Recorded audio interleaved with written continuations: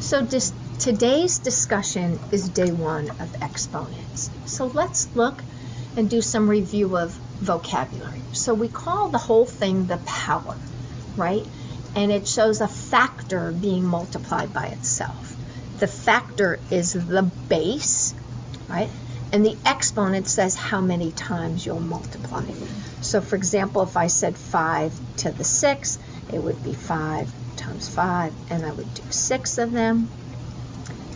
2, 1 more. Okay, expanded form, exponential form. Be very careful. Here's a common mistake, 2 to the 3rd. Sometimes I write it out because to remember 2 times 2 is 4, times 2 is 8. But the big thing to remember, anything to the 0 power is 1. Okay, it doesn't matter. So if I look at this big base here to the 0, it's 1. I look in the parentheses, it doesn't matter what's in here. The exponent is 0, the answer is 1. And then x to the 0 is 1. Okay? So if we look here, multiplying with the same exponent. When we talk about things in expanded form, it says make 4 x's. And math is about patterns, and once you see the pattern, you may not be writing it in expanded form. Then it says x to the 2nd. And remember, we are multiplying. Like the warm-up, you did it was combining, which means to add like terms. This is multiplying. They're very different. So sometimes people put the little 1 there, and simplify would be x to the 6th. If I look at the next one, when it doesn't have an exponent, you can write in a 1, especially in the beginning when you're working with some of the harder problems. So this says h squared times h, which would give us h to the 3rd. So next, we're going to talk about when you're multiplying. So here's what we call the product rule. Very rarely would we say, okay, go ahead and do the product rule. But you'll notice math is about patterns, and when the bases are the same, you add the exponents. So you add the exponents.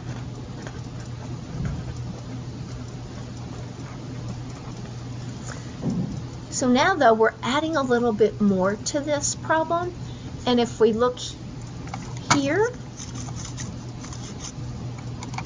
we have coefficients in front of our variables. So it says multiply the coefficients and simplify the variables. So sometimes if they're long, I just write the numbers first, and then I write the variables. And that is a y to the 7th. Sorry about that. So when I multiply all these numbers together, I get negative 60 y to the 12th. Here, there's no exponents out there, so I like to put all the numbers together, and then I put the variables together next to each other, and that's a 9. So that would give me 12 g to the 4th, h to the 10th. Now you'll notice our next example, it's just a little bit different. See how we have this adding. Okay, so what you do, think about order of operations even. You do this part first. So negative 3 times 4 is negative 12. A to the 4th, a to the 1st is a to the 5th. B to the 1st, b to the 6th is b to the 7th.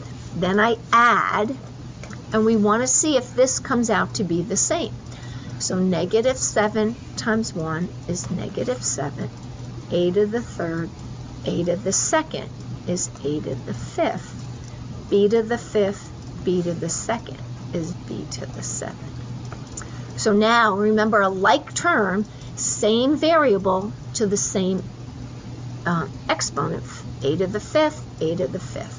B to the 7th, b to the 7th. So now we just add the coefficients, and the final answer here, there are negative 19, a to the 5th, b to the 7th. So now let's just look at dividing, okay? The base is the same here, right? The base is the same. And when you learned about exponents in other classes, sometimes teachers would just say, when in doubt, write it out. So I'm going to make 7 x's. I have 4, 5, 6, 7 on the numerator, and I have 3 on the denominator. And in math, we love to see the same number on the top and the bottom, and we cancel. Canceling in math is a good thing. It becomes a 1. That's a 1, that's a 1, that's a 1. And I'm left with 4 x's. Okay? And the same thing happens over here. There's nothing here, so it's a 1. So 1, 2, 3, 4, divided by 1. I love to cancel. I'm left with w to the 3rd. So now there's this thing called the quotient rule. And the quotient rule basically says, sorry about that, it'll come back, you subtract them. It's a minus b. So if you notice in our example, x to the 7th over x to the 3rd is 7 minus 3, which is x to the 4th. But now I'm giving you examples with coefficients. So here's what's really, really, really important. It says divide the coefficient. So I always say, like, let's put them, separate them. And I say in my head, what's 6 divided by 2? That's 3. And I have 4 on the top and 3 on the bottom. So 4 minus 3 is 1. Done. So you separate the numbers. And then this sounds silly in a way, but it's like we're going back to 4th grade math where we're simplifying fractions. What's negative 36 divided by 4? Oh, that's going to be negative 9. And I have 2 on the top, 2 on the bottom. This is great. I can cancel. I have 5 on the top and 3 on the bottom. So I say, okay, 5 minus 3 is 2. And then my last example, if you think about this, I have 36 on the top and I have 54 on the bottom. Oh, I know, 18 goes into them. So it's 2 divided by 3. And then 9 on the top, 3 on the bottom, gives me 6 on the top, 5 on the top, 2 on the bottom, because the bases are the same. So n to the 3rd. So now here's the plan. You have some mix, there's 5 or 6 problems here. And then you have some other practice here on your notes down here. And then I have the answers all here. So you should be building your confidence as you go.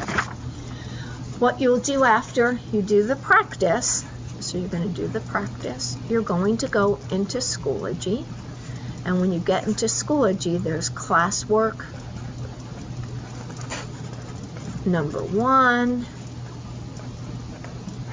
number 2. I love this because the answers are posted. Then you'll do the skill check. And then you'll work on the math space. Again, you can work on this in Raise. You can do some for homework. You can say, I got a lot going on. I'm going to wait until day 2 and finish up. That's fine.